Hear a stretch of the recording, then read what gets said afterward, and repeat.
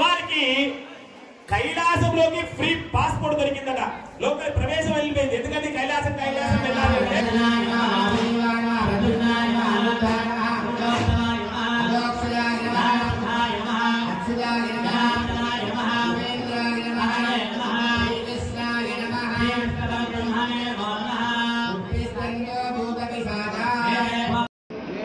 మళ్ళీ పౌర్ణమి దాకా జరిగే ఉత్సవాల్లో లక్షలాది మంది పాల్గొంటారు. పక్క రాష్ట్రాల నుంచి, పక్క జిల్లాల నుంచి కూడా అందరికీ స్వాగతిస్తూ ఉన్నాం.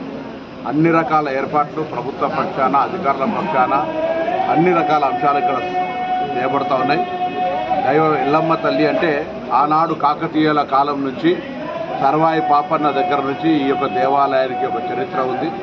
ఈ చరిత్ర గల మహిమ గల ఎల్లవ్వ తల్లి కొంగు బంగారంగా కోరిన కోరికలు ఇచ్చేటువంటి ఎల్లవ్వ తల్లిని అందరూ వచ్చి దర్శించుకోవాల్సిందిగా విజ్ఞప్తి చేస్తాం. నిర్వాహకులు, ఉత్సవ కమిటీ కానీ, అధికారులు కానీ అందరూ కూడా అన్ని రకాల అంశాల లోపల ఎక్కడ ఇబ్బంది లేకుండా భక్తులకు చర్యలు తీసుకుంటా ఉన్నారు.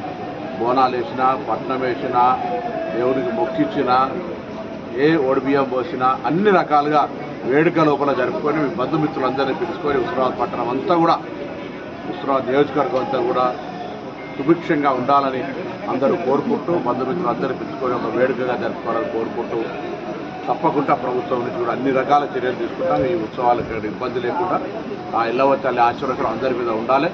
మహిమ కలిగిన ఎల్లవ్వ, హుస్నాబాద్ ఎల్లవ్వ, ఆ ఎల్లవ్వ ఆశీర్వాదం అందరి మీద ఉండాలని భగవంతుడు ప్రార్థిస్తున్నాం.